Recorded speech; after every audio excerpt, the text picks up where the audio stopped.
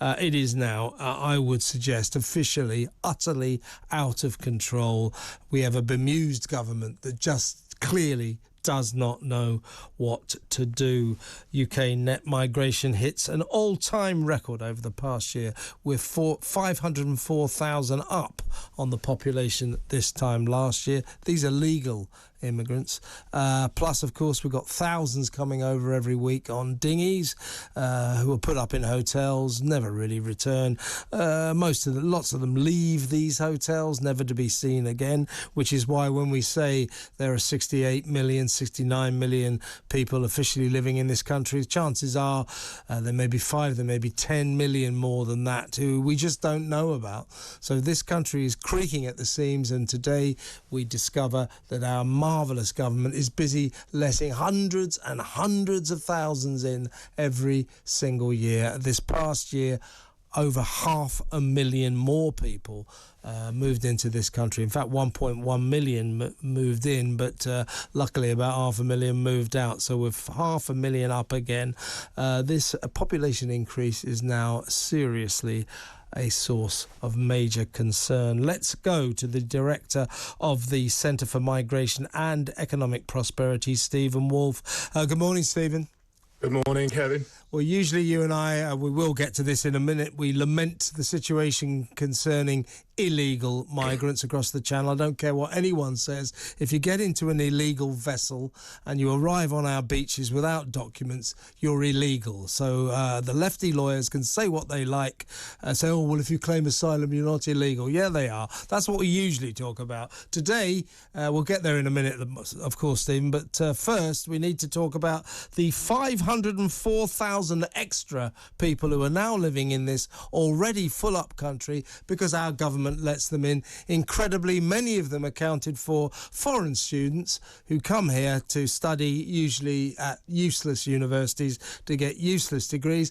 And we find out today they're allowed to bring their families with them. And all the Prime Minister says is all options are open. We're having a look at that. I mean, what the hell is going on, Stephen? Well, what's going on, Kevin, is that the Conservative Party have made it very clear that they are no longer the party of managed migration. Just as they've given up being the party of safe and sound money, the party of reduced taxation, and they've given up being the party of supporting businesses. I think what we're finding is the death knell of conservatism in this country and the death knell of the Conservative Party, because without a doubt, these figures will play extremely badly in the north of England, in the Midlands and the coastlines. The Red Wall is dead. The Conservative Party will be trounced at the next election. Bigger, I believe, as a failure, as John Major did in the Tony Blair's years. And I think once that happens, the Labour Party will come in with the creation of proportional representation, and there will never be a Conservative Party in government again. Yeah, I mean, you know, the Tories are supposed to be the party of sovereign borders, you know, a party that stands up for Britishness. And, you know, no one is against migrants coming to this country as long as it's properly organised and properly regulated. But this Tory government, over what now must be a decade of disaster, has proved to be a party that couldn't care less about our borders. Not so long ago, I seem to remember the then Home Secretary, Sajid Javid, declaring a national emergency because more than 100 migrants had come across the Channel in a week. And now we're getting thousands every week, 1,000 a day, and also, as we're finding out today, 500,000. Well, 1.1 million people were allowed into this country legally to live over the past year. This government, this Tory party, could not give a damn about our borders, could it? I think there are a few people within it, as we know, and we've met them and we've spoken to them, but you're quite right.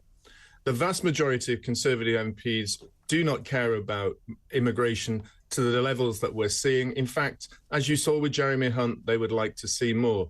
And it's really important to look down at some of these numbers and really challenge the lies of people like the CBI, for example, that says we need more immigration. There was 331,000 people who were granted work visas to come last year. Think about the number. That's bigger than the city of Derby, bigger than the city of Sheffield, coming in with those numbers coming in to work. We had nearly 300,000 people coming in from Ukraine, from the Hong Kongers, and from Afghanistan. And we've offered the opportunity to 2.25 million people from Hong Kong to be able to move from there and come and live here as well. And then we've got nearly 500,000 students.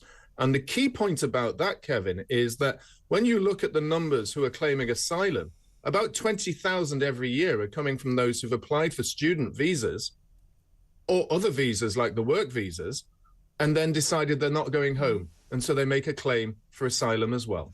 Well, right off the bat, why doesn't this government, why doesn't Rishi Sunak and Suella Braverman, today say, right, this is wrong?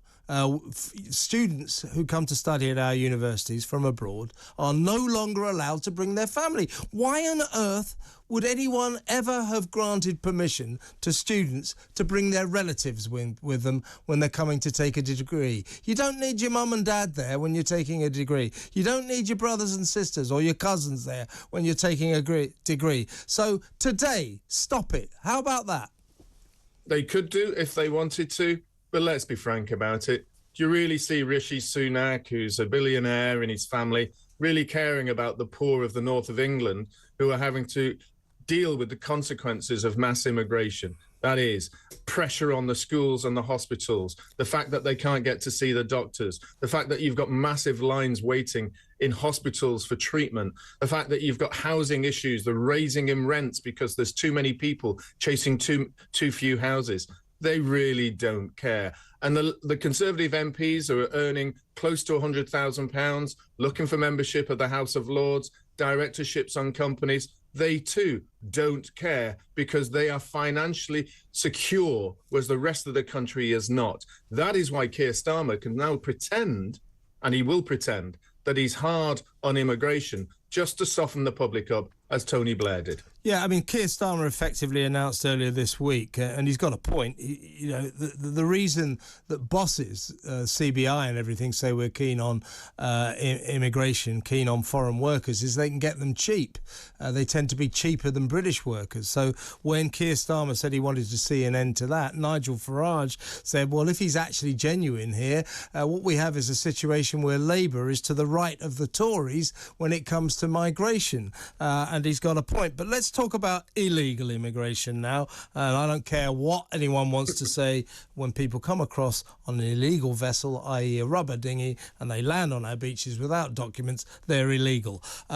We saw Suella Braverman, the Home Secretary, before the Home Affairs Committee a couple of days ago, and her performance was utterly lamentable. She had no idea how you legally apply to become an immigrant here. So if you're in somewhere like the Congo or something, and you're 16 years old and you want to escape oppression there, and you want to come here, all she could do was mumble about, well, you've got to get to our beat, you've got to get to our country, and then you can apply. In other words, she basically said, get yourself on a dinghy.